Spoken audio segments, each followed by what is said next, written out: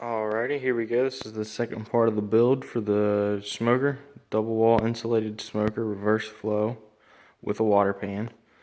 Again, it's going to have a prep table next to it. I haven't gone any further on the prep table just because I'm waiting to figure out what the height of the trailer is going to be, and then adjust the height up and down of the table so that it's a good working height. I don't want to put it too tall or too short with some legs down there tying everything together, and then I have to be uncomfortable.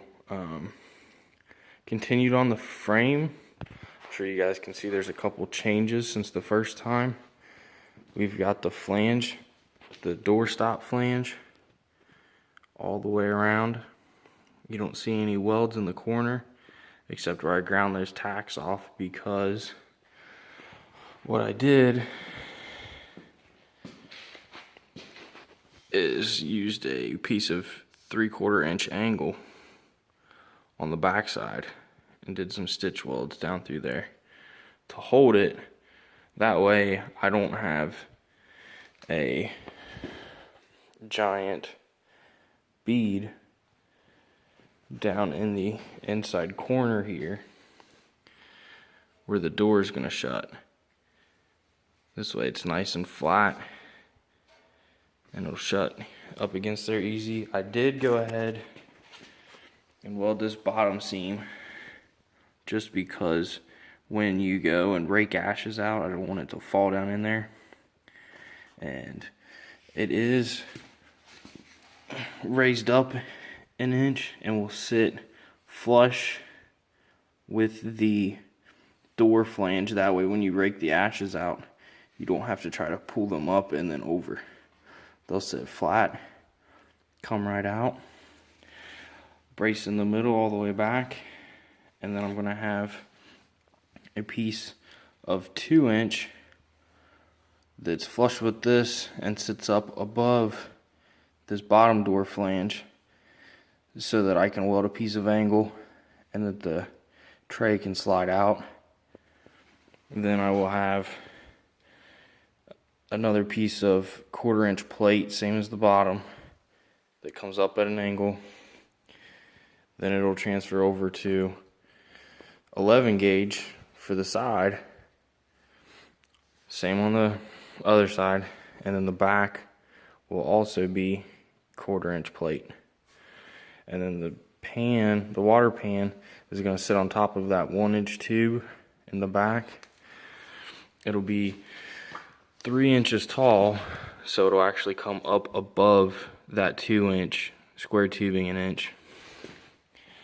And then the water pan will sit on top of this 1 inch and on top of this 1 inch. And with it being 3 inches deep, it'll end up the same height as this door flange on the upper door. That way, when it's filled up, we'll still have room to get racks in and out. It won't be 4 inches up taken away out of the smoke chamber. Should work out really good. It worked out for 70 Kirkster. Again, this is based off of his design. He's going in much more detail than what I am. This is just kind of an overview. I made some tweaks. He's got a single brace going up the back, and he was going to try a 4 inch exhaust, but it turns out that was not flowing enough.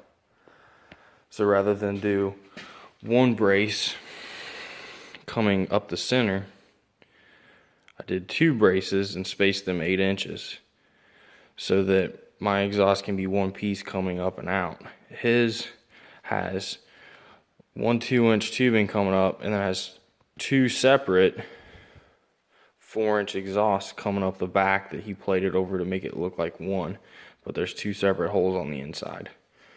So I went ahead and just did it wide enough so that it'll be nice and clean coming up the backside.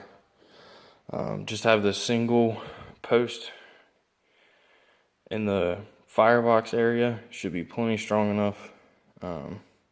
Again, it's going to have a piece of 2 inch running from that front corner over, and then another one over here coming over. 1/4 inch plate. Everything's going to be welded in tight with also a 1/4 inch plate back here that'll be follow this angle down to the bottom plate, so everything will have nice gussets on it. The tubing is all welded up. I'm going to have to do some grinding when it's time for sheet to smooth that down. Just the outside, because we'll have a sheet here, 2 inches of insulation, and then the inner panel here. Another thing that he mentions in his video is for this roof skin. He has it the same way that I have it, where he welded a 1-inch square tube in the back up tight against the top, so that when you run the roof skin, it goes to the top of this 1 inch and goes to the bottom of this 1 inch down here, so that you actually have fall, so that any condensation will run to the back, down, and then go out the ball valve we're going to put in there for a drain. I got a 1-inch ball valve today. I'm hoping that I can get a lot of this 1/4 inch done tomorrow. I finished welding everything in today, except for a couple of these corners here on the door flange, which that will all be welded on around, and the face of this will. But I'm excited to get some plate going in here, so I'm going to hold off on welding that until it is closer to doing the sheet on the outside and wrapping everything up. I've had a couple of things come in that I've ordered. The biggest thing would be the insulation. It's Roxol mineral wool insulation. It's 2 inches thick, 8-pound density. It's either 12 or 1400 degrees rated. A lot of people use them when they're building ovens or a furnace. This should not be anywhere close to that. The only thing that will be, the firebox area is going to be kind of warm. It'll be a lot warmer actually than the 225 to 275 smoke chamber. But that should be plenty. A lot of people use that. Highly recommended. It's supposed to be easy to work with, just be able to cut it with a knife. So, and I think I got those for $13 a sheet through McMaster-Carr. Gotta love those guys. They have everything under the sun. They even had, with that shipment, I also got a couple of these hinges that go on right like that, and they've got a little flange built onto them, so it'll sit flat. One side will be up against the door that gets welded, the other side will be up against the frame that gets welded. It's got a brass pin on the inside, and it's got a little grease fitting right there, so you can grease them, be nice and easy. The things that I haven't got yet are the handles.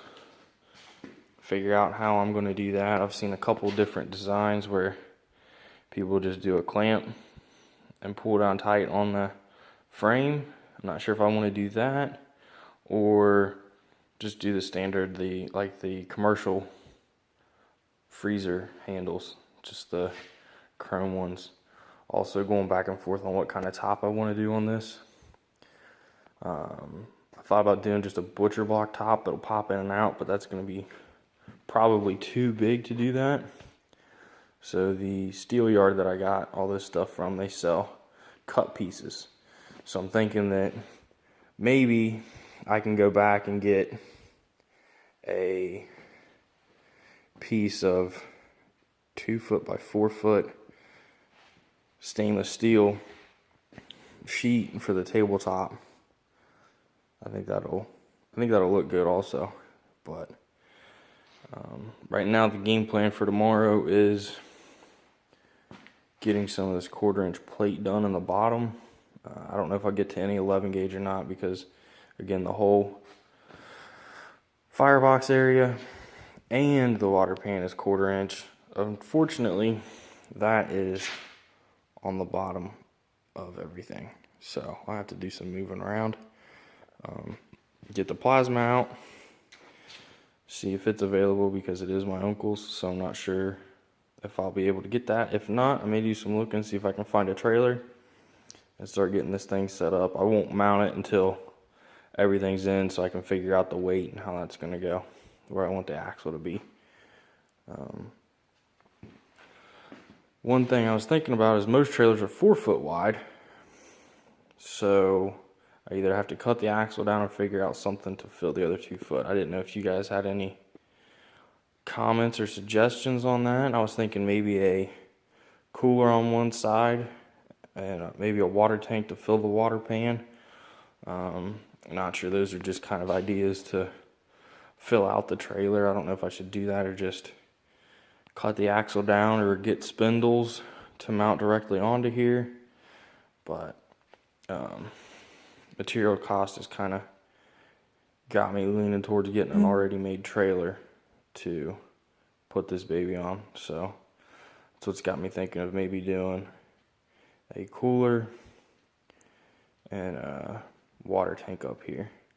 Which what I thought about, the weld shop that's by my house, they sell a lot of the job box lockers. I thought that would be pretty cool to get one of those on the back of here and get a little box on the inside and then fill it up with some expanding foam insulation. Thought that'd be a pretty cool cooler, but those are kind of down the road if it does happen.